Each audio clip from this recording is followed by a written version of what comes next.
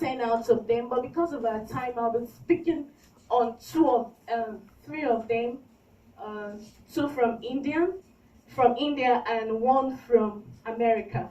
So I'd like to go to the next. Okay, as we all know that in politics we have less of women in politics, and it's not even in politics alone. Even in technology, in other sector, we have less of women. We can see. I think we are all familiar with this percentage of women in Saba, and only in politics alone. So I'd like to go to the next one. Yeah, this is mine. Now I'll be talking on women empowerment. Women empowerment has become the talk of the town. That can we truly empower people, especially women? Anybody, can we empower people? I asked that question from someone, but the person told me, can we really empower people? I said, I don't think so. You can say you want to empower people, but you are not really empowering them, but you are trying to facilitate, trying to make them to make things easier for them. So that's what I like to say here. The word women empowerment is a big question, and how can we empower women, and can we really empower them? Next one. Now my question is, the hard truth is no one can empower anyone. All we can do is to facilitate the process, because it takes women to empower themselves. For example, as we are all here, our parents have sent us to school to study.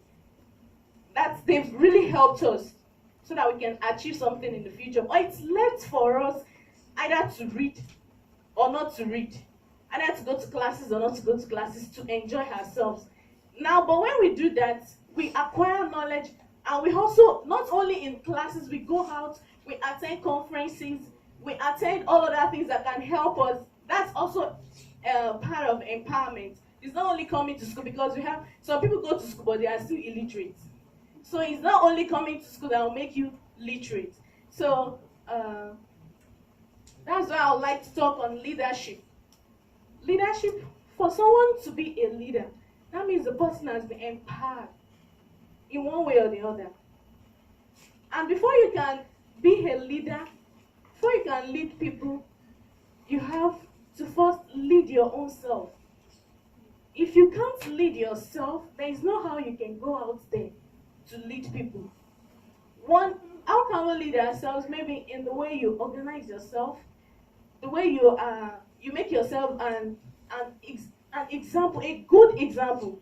Because you can't have a bad reputation and expect people to follow you. That isn't right. We've heard of so many presidents, of so many prime ministers that they went into politics, but at the end of the day, they later found out what they've done in the past, and that has become what is haunting them today. Either they are to resign or not to resign. So before you become a leader, you have to first of all lead yourself. Then as a woman, you can't just go out there and say you want to empower people. You have to first have it at the back of your mind that you want to lead yourself first. You want to be a good example for others to follow. And yeah, this is what I termed leadership. Leadership is action, not position. The ability to take action instantly, not just waiting for anyone to say, okay, do this. No, you know this is the right thing for me to do, and you immediately take that action. And for you going into politics is not for you to go there and go and occupy a position or just to relax, embezzle money. No, it's you taking action. You see the right thing to do. You see what is going on amidst your fellow women, and you take the right action. I must help my fellow women. I must help the girls. I must help the boys. Not only the women world, even the male world. You have to help them. So this is what I term as leadership. It's action, not just position or just occupying a space. Then next. Yeah, I use the descriptive research design, sampling, purposive sampling technique. Though my data was secondary data, I had to work on the internet to get some of this information. and content analysis next because of our time. Yeah. These are the selected global women influential. One, I like to talk on Chanda Kocha, the High Bank CEO, MS Roshni Nada, CEO of HC Health Enterprise, MS Kiran Mazumdar, Shaw, Shubhana Bhatia, and Priyanka Chopra. I think you all know her, yeah. And foreign global influential, Angela Merkel, the Chancellor of Germany, Theresa May, the PM UK, Miss Melinda Gates, Susan Wojcicki, Isabel dos Santos. The next. Yeah. Chanda Kocha, I like to quote her. She said, women in any organization can grow just by their merit and not by special favors and privileges due to their gender. Yes, this is where is it reservation? Reservation comes in this place. It's a privilege. Just give them the privilege. You know they are women. They can't do things right. Just allow them. So she said that we should not just place women on special favors. Just favor them. And at the end of everything, you say, it's because I favored them, we gave them the privilege, that's why they are in power.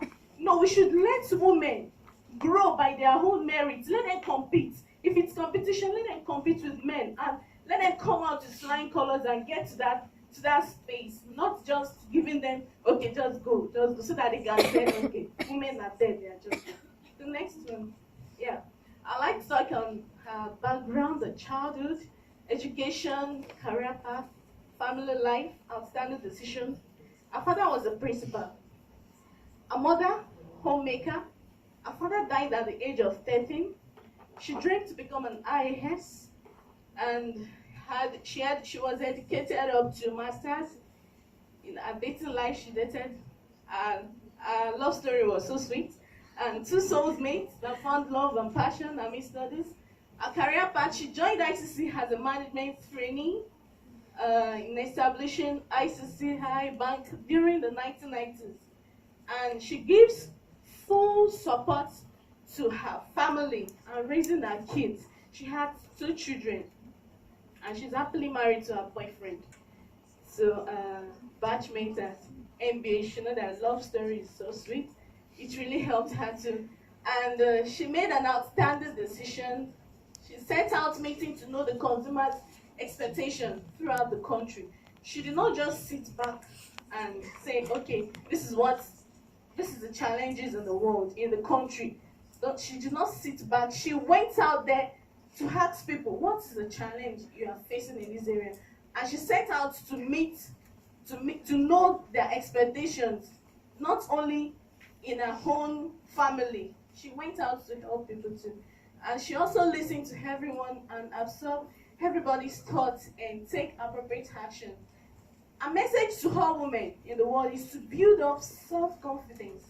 If I ask any one of you here, okay, if I ask any one of you that who want to become a leader, you say, I don't want to become a leader, or you want to go into politics. So many people will say, no, I don't want to go into politics. But you because you think, I don't need it, I don't need to go to politics. Those who do it, that's why people who are not supposed to be there are there today. We should take a stand. We should be confident in ourselves that we can do it. The next one, please. And Miss Kiran Mazumdar Shaw, look at what she said. She said, I managed to do things with a lot of common sense, a lot of determination, and a lot of foolish courage. At times, you have to take some crazy courage at times that people will say, what are you doing? But you let them know, don't just go the way everybody's going. Be on your own. Go on another direction while others are going. That's why she said she takes some foolish courage. The next one, please. Yeah, you can see her background. She attended school at Bangalore and all this stuff. She hoped to become medical school, but did not obtain a scholarship, and she wasn't discouraged. She had to switch. So it's not that because you did not come out with flying colors in your education. That is not the end of life. She switched, and today we hear about Biocon. She found it difficult to recruit people to work when she first started, but at the later end we can hear of Biocon in India today. The next one, please.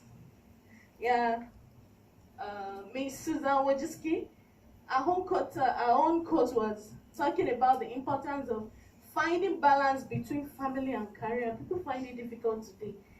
They find it difficult to cope with family and career, especially women that maybe their men, husband are not helping them. But she said she gave this that there is importance of finding balance between family and career. Just be balanced. So it may look as if it's inconvenient to you, maybe to your health, but you should find time to be balanced. Next one, please. And this is her background, education, career path, family life. She had 3 children. All these people I mentioned, they are all married.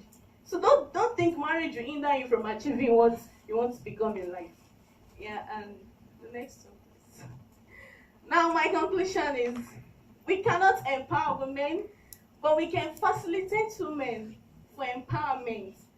Women have to lead themselves to empowering themselves, self-lead, and this can be done through share learning. You call women together, those women, the upper class, and I don't know, but you call them together, share experiences to them, encourage them so that they can also come up the way all these people have come up in life. And girls, students have to actively get involved in leading to liberation by voting for young women and support young women to come out. Next, please. Yeah. Out getting involved is not only by mass protest when there are issues, but doing the right thing, which is to vote for young women. Let us all come out as women.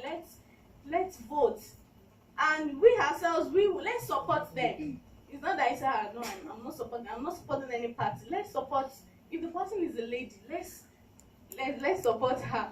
Until then, women can experience some level of peace. This is a take-home thought for every one of us. We should vote for young women and support them to take leadership position in politics. Then until then, we can have, like, when we have women all over the place, all over the places, they are into politics, technologies, and other sectors. I feel there will be peace in this world.